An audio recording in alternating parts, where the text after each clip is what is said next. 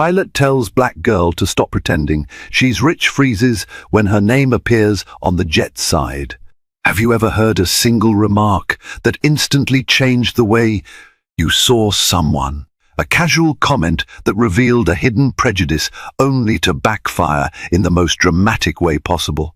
Today, we're diving into a story of power and pride, ignorance and privilege, where a pilot can't help but judge a young black woman who dares to dream big. He scoffs at her every move, convinced she's playing make-believe about her wealth and status. Little does he know, destiny has a plot twist waiting just around the corner. Get ready for a shocking tale that will turn the tables and knock the breath out of anyone who dares to underestimate another. A warm summer breeze floated across Atlanta's Hartsfield-Jackson International Airport, ruffling the edges of every plastic seat in the private lounge area. The smell of fresh coffee lingered, competing with the hum of jet engines and the squeak of rolling suitcases. Among the expanse of marble floors and glossy black chairs, an 18-year-old young woman named Nia Simmons paced anxiously, her phone clutched tightly in her hand. Her hair was intricately braided, pinned back in a neat bun, and her favorite book, I Know Why the Caged Bird Sings, peeked out of her small tote bag. Nia was waiting for a flight that wasn't your average commercial airline venture. Today, she was scheduled to fly on a private jet, a new Gulfstream 700 that she had been told her father's company had just purchased. She'd never seen it. She had never even taken a single step aboard a private jet in her life. Yet there she was, excited and nervous about heading to London for a summer spent shadowing the top executives at her father's multinational consulting firm. Nia's father, David Simmons, was a business phenomenon. Self-made, he had grown a small financial consultancy into a global powerhouse. She heard others speak of him as though he were a legend. Clients praised him for his fairness.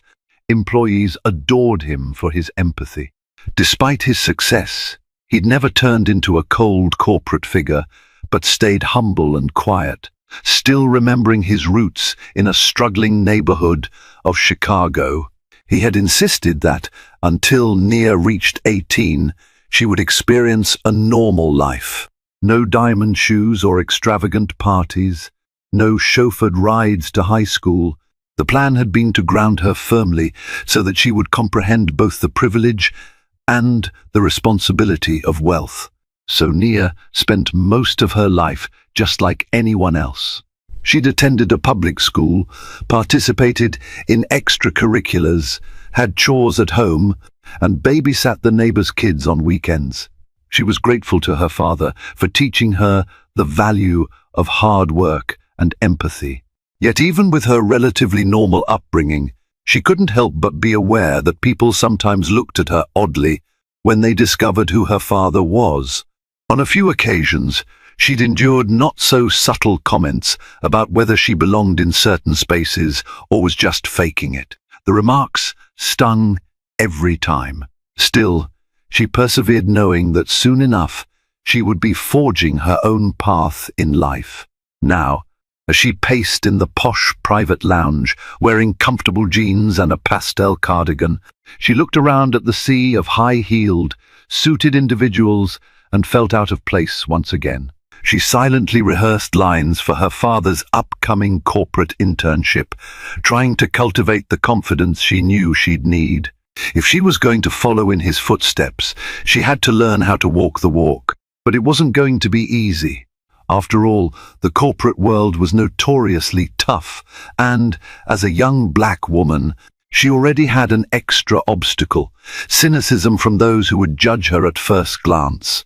Captain Todd Mitchell had seen it all, or so he liked to believe.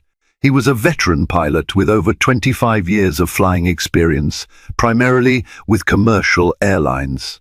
Recent changes in the airline industry had left him feeling burnt out and unappreciated, so he jumped ship to work for private charter companies that flew the rich and famous.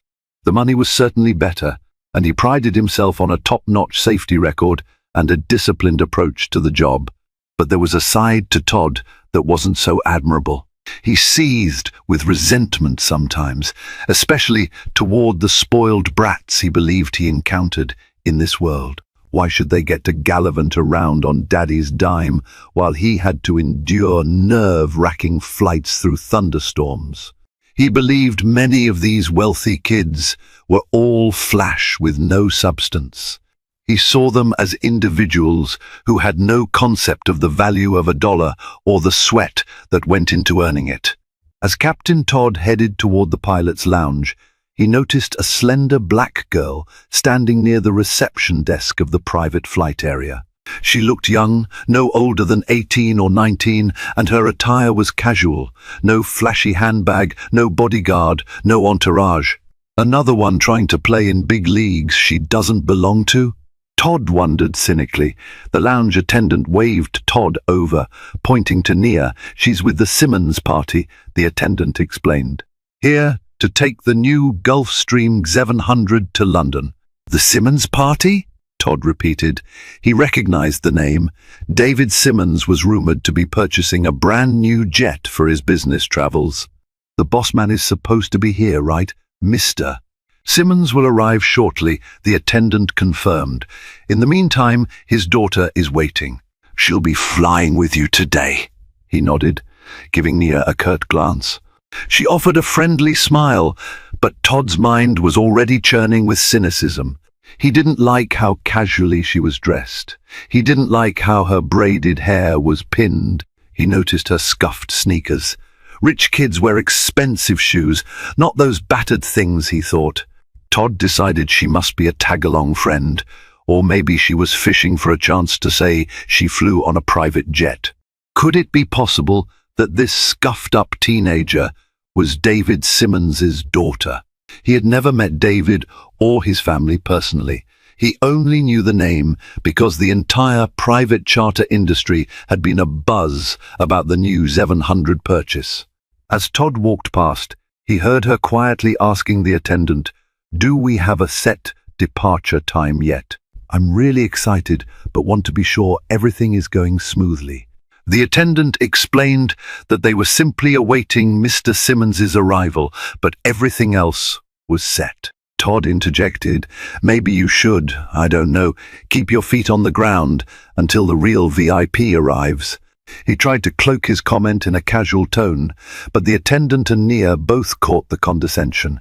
Nia blinked, confused. "Excuse me, sir, I'm just asking a question." Todd shrugged. "I get it. It's your first time on a private jet, right? Let's just say you might be building up unrealistic expectations. Sometimes flights get delayed, or VIPs don't even show up. Maybe it'd be better not to pretend too much until it's official." Nia frowned, unsettled by his dismissive tone.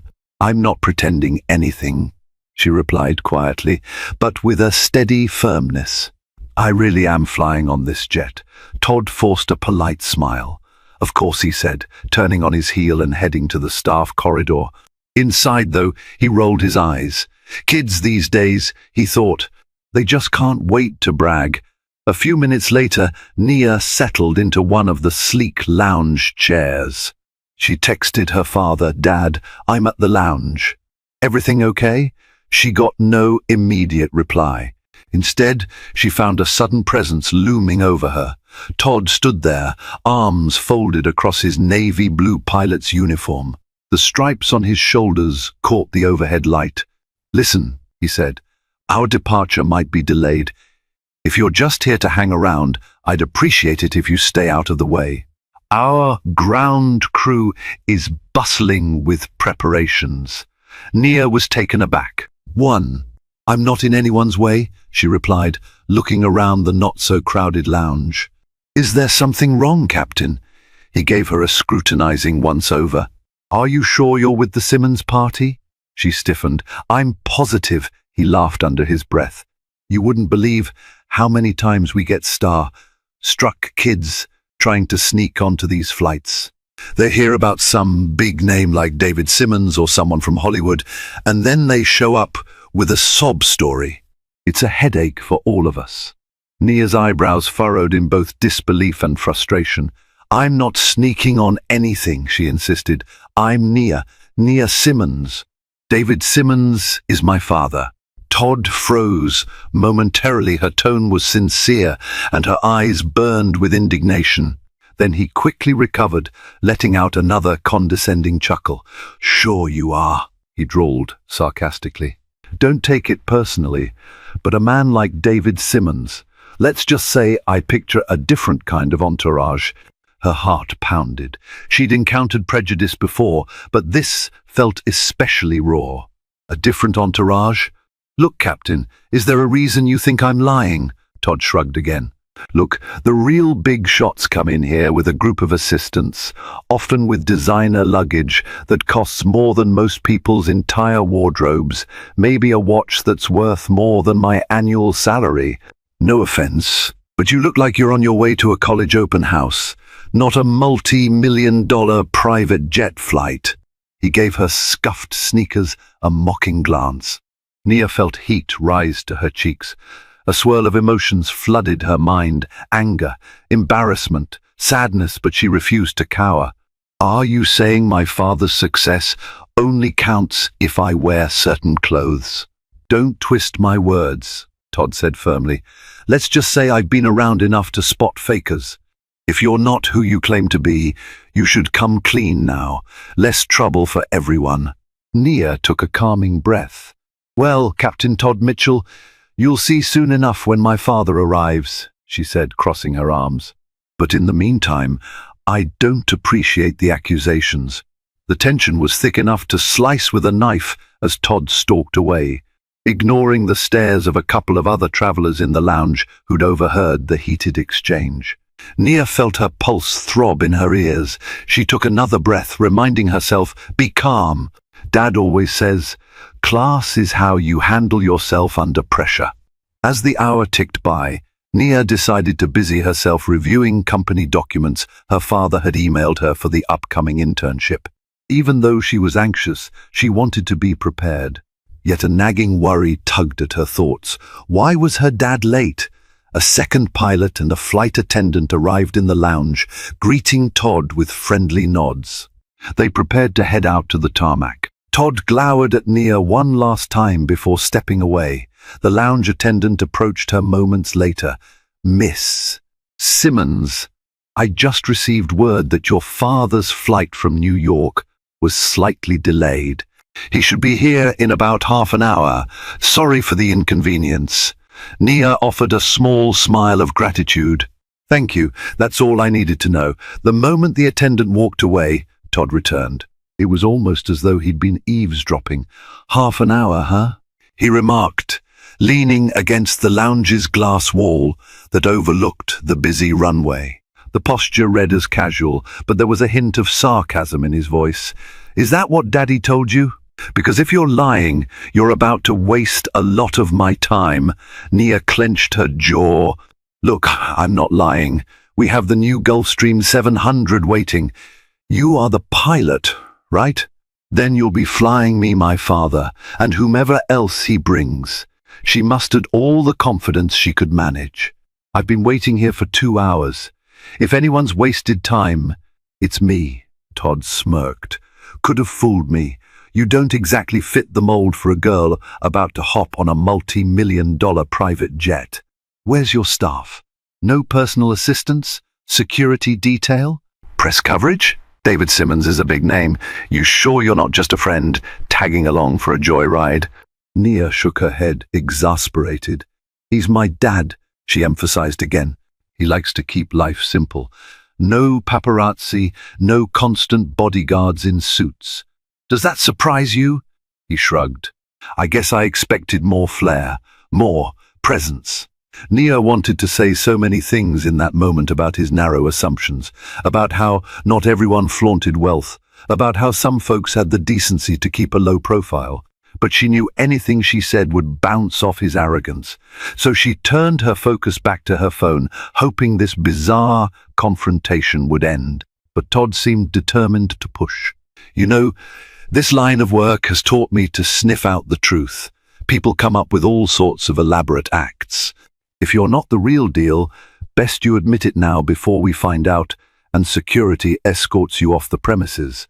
I've seen it happen. Stop accusing me, Nia snapped, exhaling. I have no reason to fabricate any story. Once my father arrives, you'll know the truth. The pilot gave a non-committal grunt and walked away. Nia felt exhausted by the hostility. Stay calm, she told herself again. He'll eat his words soon.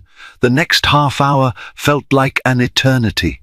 Nia scrolled through her phone, half reading the corporate documents, half messaging her friend about the surreal experience she was currently living. She described the pilot's condescending attitude, how humiliating it was to be doubted like that. Her friend typed back, "He'll regret it. He messed with the wrong girl." That small bit of validation comforted Nia. Finally, just as the attendant had promised, David Simmons breezed in through the tinted glass doors. He looked every inch the confident executive, though there was no flamboyance to it, no gold watch, no cluster of assistants. He walked with purpose, wearing a well-cut suit that fit his tall frame and carried only a single briefcase. He spotted his daughter immediately. "Nia, sweetheart," he called, wrapping her in a warm hug. "I'm so sorry I'm late. The plane from New York ran into a weather delay." Nia exhaled with relief. "No worries, Dad. I'm just glad you're finally here." Their display of affection drew some glances from the staff. No one would question that they were indeed family. Todd, who happened to be walking through the lounge at that moment, slowed his pace. She caught a glimpse of confusion flickering across his face. She met his eyes squarely, her gaze screaming, "Told you so." David Simmons escorted his daughter toward the attendant's desk to confirm the final details before departure. "Is the 700 ready?" he asked the attendant. "Yes, Mr. Simmons," the attendant replied with a gracious smile. "The plane has been fueled, the crew is on standby, and we're good to go whenever you are." Todd was forced to linger there, listening. His cheeks reddened, but he managed a quick nod at David Simmons. "Good afternoon, Mr. Simmons. Welcome. I'm your pilot for the trip to London." "Excellent," David said politely, extending his hand. "I'm David Simmons. This is my daughter, Nia." Todd forced a professional courtesy and shook David's hand, then turned stiffly toward Nia. "My apologies for the confusion earlier," he said, not sounding apologetic at all. "Glad you made it, sir." Nia pursed her lips, feeling the tension coil in the air. Her father didn't appear to notice he was busy clarifying final flight times with the lounge staff, eager to get in the air. David, Nia, and Todd, along with the second pilot, co-pilot, and a flight attendant, walked onto the tarmac under the glowing afternoon sun. The 700 glistened in the sunshine, its sleek metallic frame an engineering marvel. The name of David's holding company, Simmons Global Consultants, was elegantly emblazoned on the jet's tail. But that wasn't all. Along the side of the fuselage, in distinctive lettering, read NIAS Dream. It was a surprise. David had orchestrated. He had decided to name the plane in honor of his daughter, hoping to encourage her to chase her own ambitions, to remind her that nothing was out of reach. The company name was small compared to that single phrase, NIAS Dream. Nia froze. For a moment, she thought her eyes were playing tricks on her, but there it was, big as day, her name. On the side of a brand-new Gulfstream 700, she felt tears prick at the corners of her eyes, a whirlwind of emotions surging. Pride, love, astonishment. David turned to Nia, his expression shining with fatherly affection. "Surprise," he said, smiling sheepishly.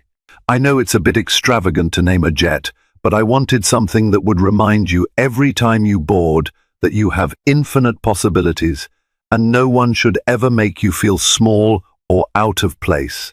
Todd stood behind them, his jaw slightly slack, eyes glued to the lettering. He blinked, disbelief flooding his features. Nia's Dream? Named after her? He'd spent the entire day mocking Nia, telling her to quit pretending, and now he was looking at undeniable proof that she wasn't just a random kid. She was David Simmons's beloved daughter, and apparently so important to him that he named his brand new multi-million-dollar jet after her. David put a hand on Nia's shoulder and guided her onto the steps that led inside the aircraft's opulent cabin. Todd had no choice but to follow, flabbergasted and internally mortified. The rest of the crew pretended not to notice Todd's discomfort, though the flight attendant had seen enough to piece together the tension. She gave Todd a subtle, disapproving glance, as if to say, "Way to go, you really put your foot in it." Inside, the cabin was more akin to a luxurious living room than an airplane. Plush leather seats, a dining area, high-speed Wi-Fi, even a small lounge corner for relaxation. The color scheme was tasteful cream upholstery with subtle gold accents. A large mahogany desk was tucked away near the back, presumably for David to conduct business mid-flight. Nia was awestruck. She'd known her father was successful, that he had the resources to purchase lavish items. But seeing this up close, with her name etched on the exterior, felt surreal. It was a stark reminder of the difference between her father's everyday humility and the world of power and privilege he truly inhabited.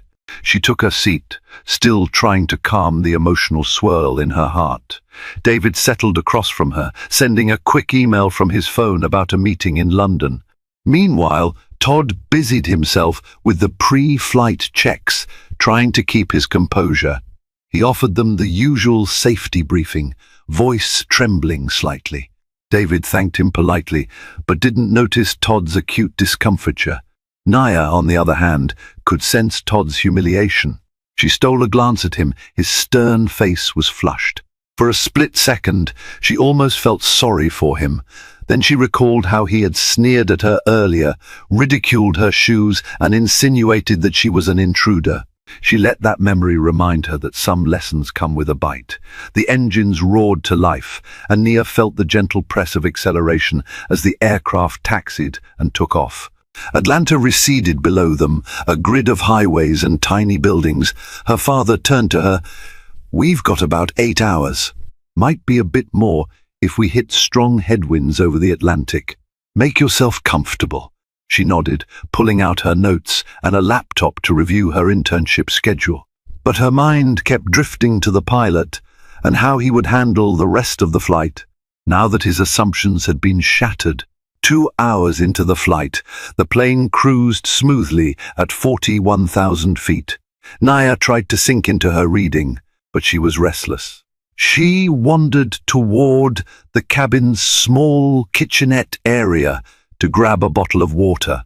Unexpectedly, she saw Todd leaning against the narrow counter, rummaging for something in a cabinet. He paused when she entered. An awkward silence lingered. Nia debated whether to ignore him and leave, but she took a steady breath. "Captain Mitchell," she said softly. He turned around, meeting her eyes with a flash of apprehension. He cleared his throat. "Yes, Miss Simmons." He had shifted from calling her kid or offering sardonic remarks. Now it was Miss Simmons. Nia studied his face.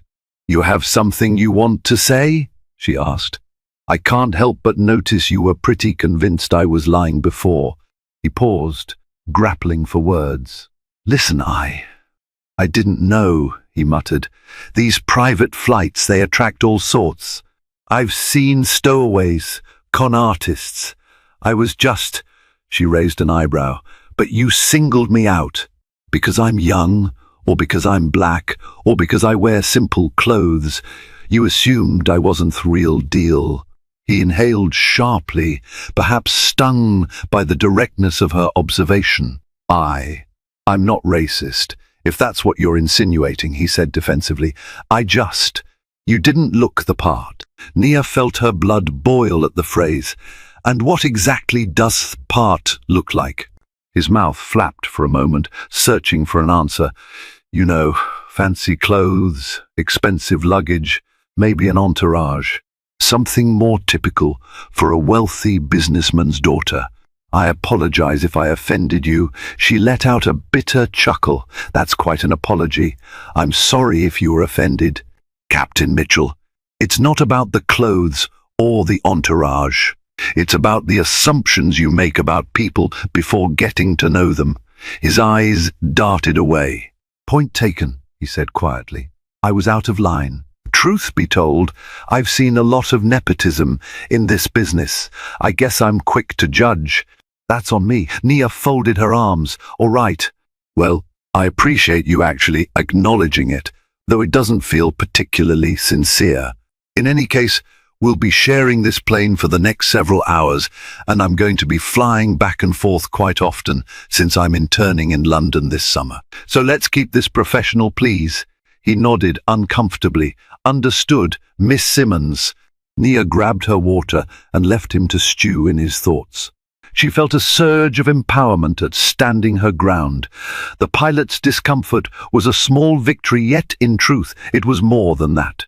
It was a reminder that she deserved respect, no matter how she dressed or how young she was.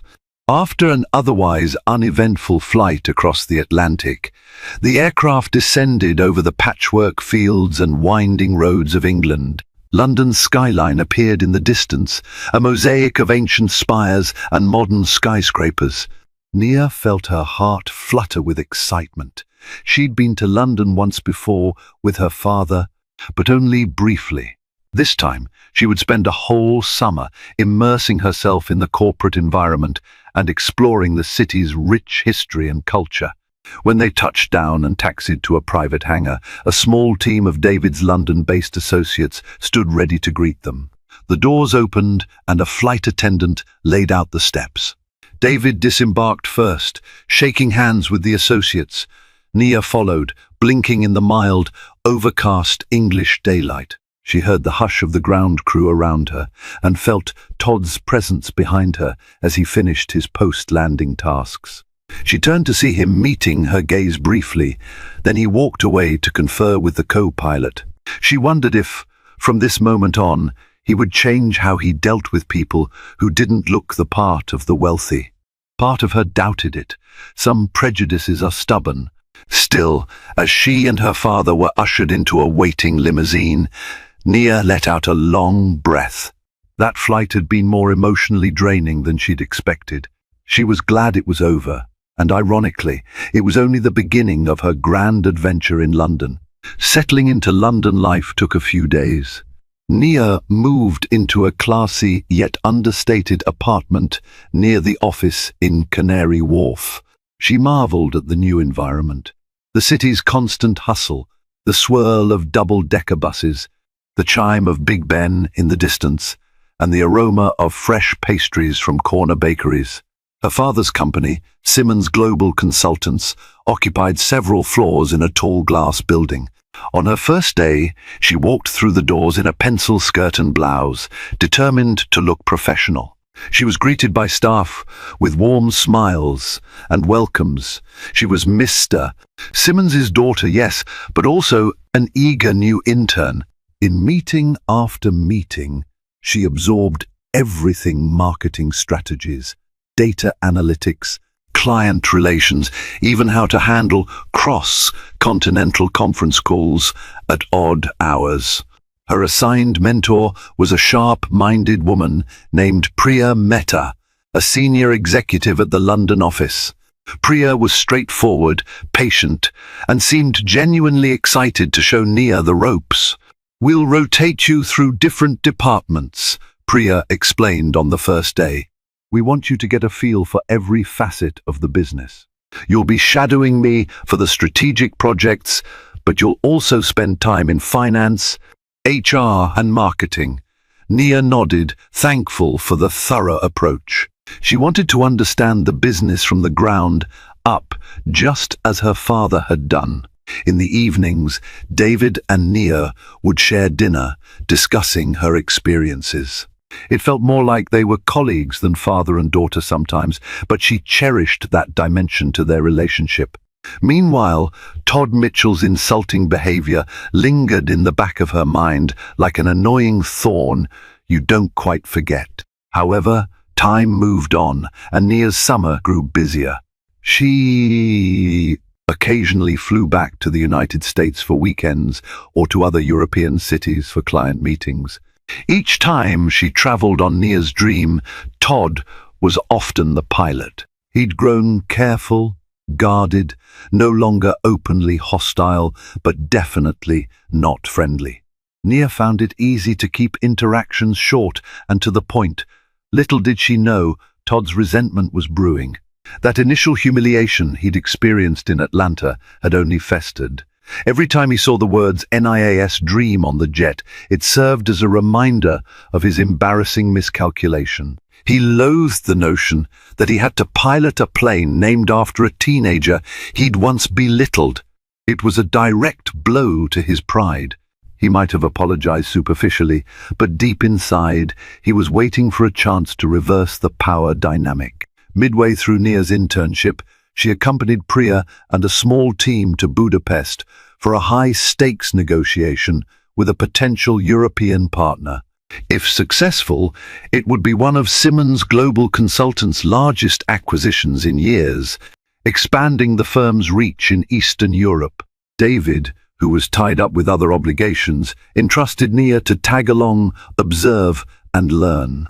It was a significant show of faith in her, and Nia wanted to do her father proud. The flight from London to Budapest was supposed to be a short one. Todd Mitchell was at the helm again. The takeoff was smooth, the morning sun slicing through the clouds as they headed east. Nia sat beside Priya, reviewing last-minute meeting notes. Suddenly, about half an hour into the flight, Todd's voice crackled over the intercom. "Ladies and gentlemen, this is your captain. We're experiencing an unexpected mechanical issue that requires immediate landing. We'll be diverting back to London City Airport. Apologies for the inconvenience." Nia and Priya shared a concerned glance. A mechanical issue? On a brand new 700? It was possible, but extremely rare. "We can't miss the meeting," Priya muttered. "We're on a tight schedule. If this deal doesn't go through—" "I know," Nia whispered, buckling her seatbelt as they began a sharp bank. She felt a pang of dread. Was the plane truly unsafe, or was this something else? They landed at London City Airport, where the ground crew and maintenance personnel swarmed the plane. Todd stepped off the cockpit, looking grim. "We detected an engine alert. I'm afraid we can't continue until it's cleared," he informed the passengers. Priya's face fell. "This is a brand new plane," she said. "Engine alert? Can the maintenance team fix it quickly?" "We need to be in Budapest by noon." The pilot shrugged. "Safety first," he said flatly, not meeting anyone's eyes for too long. Nia felt something was off. Todd looked almost smug, like a cunning cat that had cornered a mouse, but she had no proof of wrongdoing. At best, she could only suspect that Todd might be orchestrating a delay. Why would he do that? Priya scrambled to arrange an alternative flight, but it was too last minute. Most private jets were booked out. Commercial flights would risk them missing the crucial meeting. Frustration loomed. An hour passed. 2 hours. The maintenance team found no engine irregularities, much to the perplexity of the entire staff. They tested the system repeatedly and gave the plane a clean bill of health. "Captain, we can't find any fault," the lead technician explained. Todd rubbed his chin. "Better keep checking," he insisted. "I saw an alert on the cockpit panel." Priya's phone rang. The Budapest partners were waiting. If they didn't arrive soon, the entire negotiation might fall apart. Desperate, Priya found a separate charter that could fly them out of Heathrow. It would still likely make them late, but it was better than waiting indefinitely for Todd to sign off. As Nia boarded the alternative plane with Priya, she looked over her shoulder at Todd, who stood in front of NIAS Dream with a vaguely triumphant expression. She couldn't help but wonder if this was his twisted form of payback. In Budapest, Priya's negotiations were tense from the start. They arrived late, rushed, and stressed. The potential partners, disgruntled by the delay, demanded concessions. The entire discussion almost derailed. Only Priya's calm expertise and skillful diplomacy saved the day. Nia offered a couple of suggestions from her vantage point, surprising the group with her perceptive questions. After hours of intense debate, they managed to salvage the deal. They parted ways with cautious optimism. When they finally returned to London, exhausted, Nia discovered that NIAS Dream was cleared for flight less than 2 hours after they had departed for Heathrow. No serious malfunction found, the maintenance documents read. Todd's official note was that the cockpit sensors had malfunctioned, giving him a false alarm. Nia felt anger simmer inside her. A false alarm? Or pilot sabotage? She decided not to mention it to her father yet, but the possibility gnawed at her. If Todd had forced them into a diversion out of spite, that would mean he endangered the negotiations and cost the company money, time, and reputation merely to fuel his bitter pride. For the next few weeks, Nia traveled around Europe and occasionally back to the US. Sometimes on NIAS Dream, sometimes on other charters, if scheduling required. The sense of normalcy returned, though tension lingered in the background. She mostly avoided Todd, not wanting another confrontation.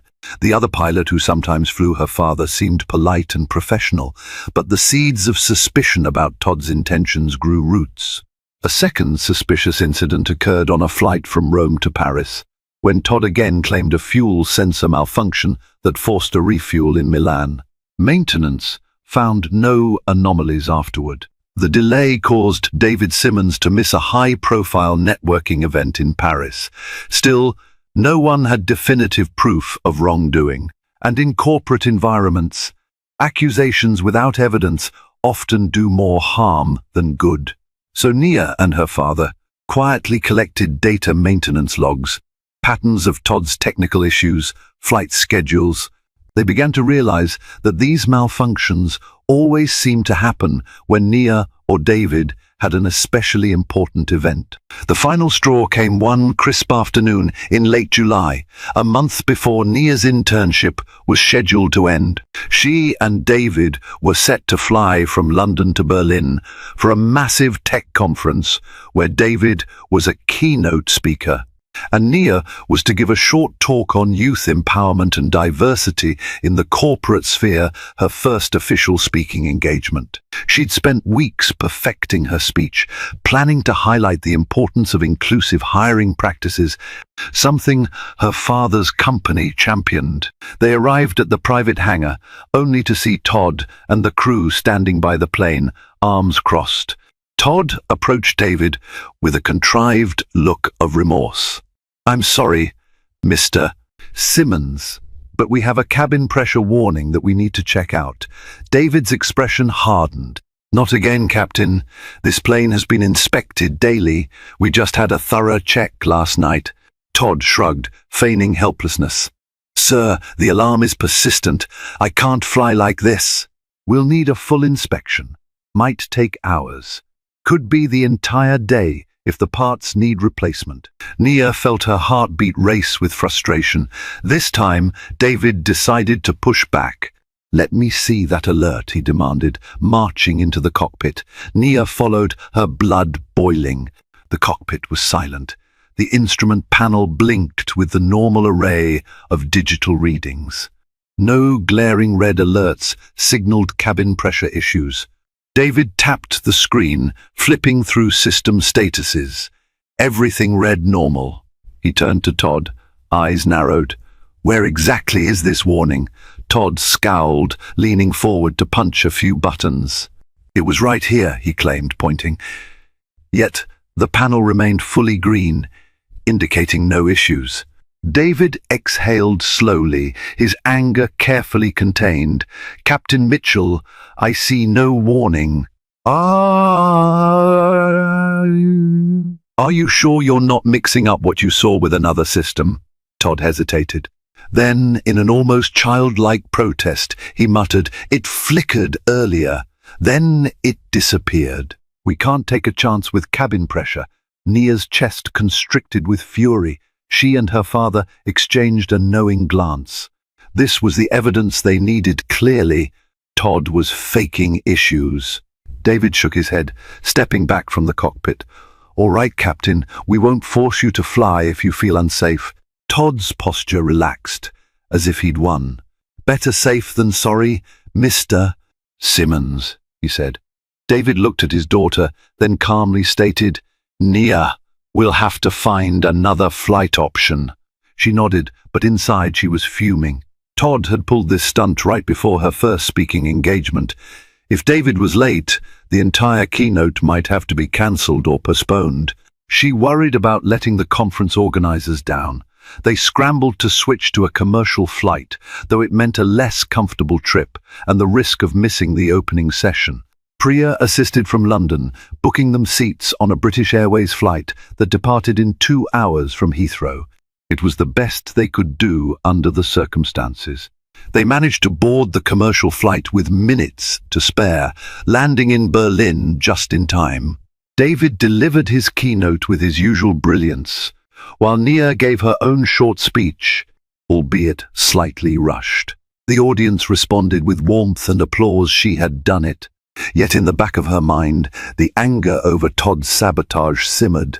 Over dinner that evening, David finally turned to Nia. "We can't ignore this any longer," he said.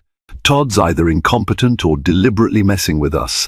Either way, he's putting my schedules, your schedules, and the company's obligations at risk. He's risking our reputation. It's not acceptable." Nia's jaw set. "Are you going to fire him?" David was quiet for a moment. "We could, but I have a feeling he'd deny it all or feign ignorance, and we'd get stuck in a messy legal tangle. He might claim unfair dismissal. We need something more concrete. If we get that, then we can decide how to handle him." Nia nodded. Then a thought struck her, a sense of poetic justice forming in her mind. "Let's wait for a moment when we can catch him in the act," she suggested. "Get real-time evidence. Let the truth speak for itself." David raised an eyebrow, a small smile curving his lips. "You're thinking like a strategist. I like it." They devised a plan. David had an important business trip to Dubai in 2 weeks, which Todd would almost certainly pilot. If Todd tried his sabotage again, they would be ready. They'd use discreet cameras, staff from the maintenance department, and digital logs that tracked the plane's instruments in real time. If Todd claimed a phony mechanical error, the sensors and video recordings would capture him making it up. 2 weeks later, in the early hours of a crisp morning, David and Nia arrived at the private hangar for their flight to Dubai. The plane gleamed under the floodlights, NIAS Dream. The maintenance crew had been instructed to be on standby, the internal system logs rolling. Additional cameras had been fitted quietly in corners of the cockpit and the maintenance bay. Todd was there, looking tense but composed. The flight attendant welcomed David and Nia aboard. Todd did the usual checks. Nia's heart thumped with anticipation. Would Todd do it again? They taxied to the runway, and Nia was beginning to think Todd might have wised up. But just as the jet lined up for takeoff, Todd's voice crackled overhead. "Mr. Simmons, Miss Simmons, I'm sorry, but I'm seeing an alert here for the fuel system. We'll need to return to the hangar to verify. Apologies, but I can't risk a transcontinental flight with a potential fuel system error." Nia exchanged a look with her father. They kept their expressions neutral, though inside they felt a surge of grim satisfaction. He took the bait. They returned to the hangar. Todd insisted on an inspection.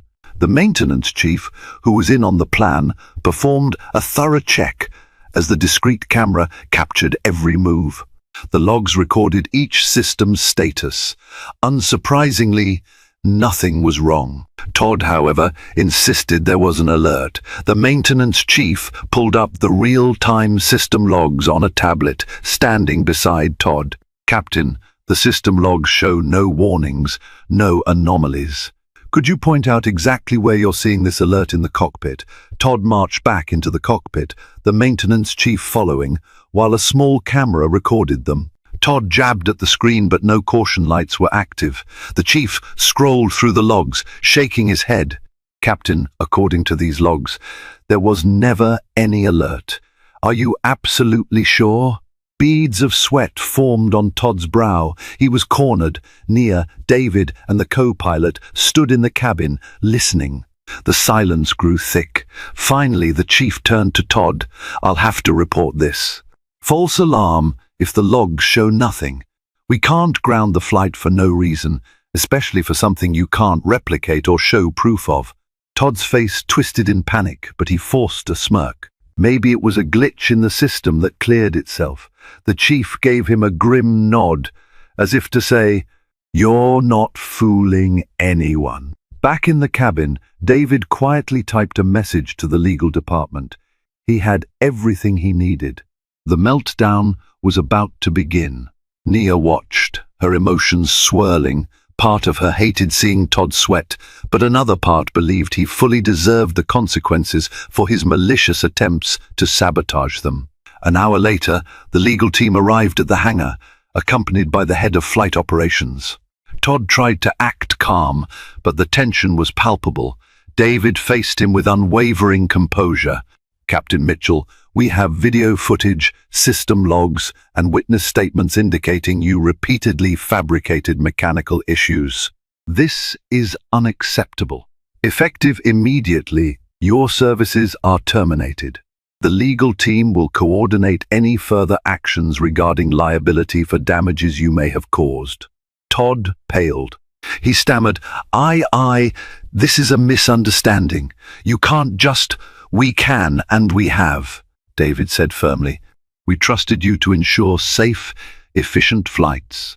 You exploited that trust for petty revenge or personal grievances, costing my company time and money and risking people's safety. Our evidence is ironclad. I suggest you consult an attorney." Nia stood silently behind her father, arms crossed, observing Todd's meltdown. He sputtered, "But you can't prove it was intentional. Maybe I did see alerts. It's not my fault the system logs missed them." The head of flight operations shook his head in disgust. "Captain Mitchell, a brand new G700 doesn't lie, and neither do logs and video footage that capture real-time status. We also have data from the manufacturer. You manipulated these so-called errors. This has to end here." Todd's face morphed from rage to panic to despair. "It's because of that girl, isn't it?" He glared at Nia. "She's the reason. I tried to teach her a lesson, that just because her daddy's rich doesn't mean—" David raised a hand, cutting him off. "That's enough," he said coolly. "My daughter did nothing to you except exist. Your bigotry and your bitterness led you down a path of self-destruction. I'm done talking. Leave." Security personnel stepped forward. For a moment, Todd looked like he might try to argue further, but the presence of uniformed men with unwavering expressions silenced him. He turned on his heel, storming off the aircraft, escorted away from the hangar. Nia felt a complex swirl of emotions: relief, triumph, sadness at how petty some people could be. But mostly relief. It was done. In the days that followed, word spread quickly about Todd's dismissal. In the insular world of private aviation, reputation was everything.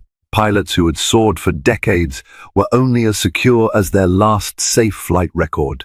The news that Todd Mitchell had concocted fake mechanical issues to sabotage his employer's schedule was an instant black mark. No airline, no charter company, no private flight operator wanted that liability on their hands. Within a week, Todd was effectively blacklisted. He tried to fight the legal case, but David's attorneys, armed with overwhelming evidence, left no angle uncovered. Todd found himself facing a breach of contract lawsuit for the damages caused by missed business opportunities. He also risked losing his pilot's license if the aviation authorities concluded that he willfully compromised safety. Meanwhile, Nia continued her internship, free of disruptions. The story of Todd's downfall floated around the edges of conversation, but Nia preferred to stay focused on her work. When colleagues hinted at it, she'd shrug and say, "Sometimes people sabotage themselves. It's unfortunate." Her father's approach was equally measured. He let the legal process unfold while making it clear. He took the well-being of his company and his daughter seriously. If Todd was searching for sympathy, he wouldn't find it in the private aviation circles. That was his hard karma hitting back. Months passed. Nia's summer internship had ended on a high note. She returned to the US for her freshman year of college, though she continued to help her father's company on special projects. NIAS Dream remained the family's prized aircraft, carrying them from one corner of the globe to the other now with a new pilot, Captain Rodriguez, whose professionalism and warmth left Nia grateful every time she flew. But fate had another twist in store. One winter break, Nia and her father were at an airport in Chicago. Nia's grandmother lived there, and they'd spent the holidays together. They were flying commercial this time, just a simple domestic flight to get back to Atlanta. As they waited at the gate, sipping coffee, Nia glanced at one of the bars in the terminal. There, wearing a wrinkled button-down shirt, looking disheveled and worn, sat Todd Mitchell. He was hunched over a glass of water, staring at a job listing on his phone. The shadows under his eyes told of restless nights. A battered suitcase leaned against his stool. David noticed him too. Their eyes met. Todd stiffened, his face flushing. He looked away immediately, as though shamed into invisibility. Nia's heart squeezed with a strange pity. Despite everything, she couldn't help but feel a twinge of compassion. He had dug his own grave with prejudice and sabotage, but it was still sad to see him so defeated. When it was time to board, David and Nia walked past Todd's table. He flinched slightly, as if expecting a gloat or mocking remark. Instead, David simply nodded at him, a silent acknowledgement that Todd was still a human being, if a flawed one. Nia gave him a brief, polite incline of her head, nothing more to say. Then they continued toward their flight, leaving Todd to confront his choices alone. Life resumed. Nia thrived in her college environment, majoring in business administration with a minor in social justice. She stayed close with her father, who occasionally asked for her input on philanthropic endeavors. They worked to create scholarships for underprivileged students, reflecting the journey David himself had taken from poverty to prosperity. Though the memory of Todd's condescending remarks still stung, Nia had transformed that negativity into fuel for her ambitions. She refused to let anyone define her based on what they thought a rich black girl should look like, act like, or dress like. Her father's heartfelt gift, naming the jet NIAS Dream, reminded her that she was free to define her own destiny. Back at Simmons Global Consultants, the hush that once surrounded Todd's sabotage turned into a cautionary tale about prejudice and arrogance. It became a story told in orientation sessions, albeit with names omitted, to demonstrate the importance of professionalism, respect, and integrity in all interactions. And somewhere in Chicago's labyrinth of busy terminals, Todd Mitchell faced the repercussions of his choices. Maybe he found a path to redemption and self-awareness, or maybe he continued to blame the world for his problems. But that was his journey to navigate. As for Nia, she continued to soar both literally and figuratively toward her future. Thank you for joining us in this rollercoaster tale of underestimation, resilience, and karmic justice. From a pilot's dismissive sneers to an epic downfall, this story proves that the truth always rises to the surface, and that those who underestimate others often pay the steepest price. Nia's quiet strength and her father's unwavering support remind us that genuine character and true worth aren't measured by flashy clothes or outward appearances. In a world quick to judge based on stereotypes, remember that dignity and respect will always outlast prejudice. If you enjoyed this story and found its lessons inspiring, please hit that like button. Share it with friends who might need a reminder that appearances can be deceiving, and subscribe to our channel for more uplifting, dramatic tales. We appreciate your support in helping us spread real stories that celebrate perseverance and hope. Until next time, keep dreaming big and staying true to who you are.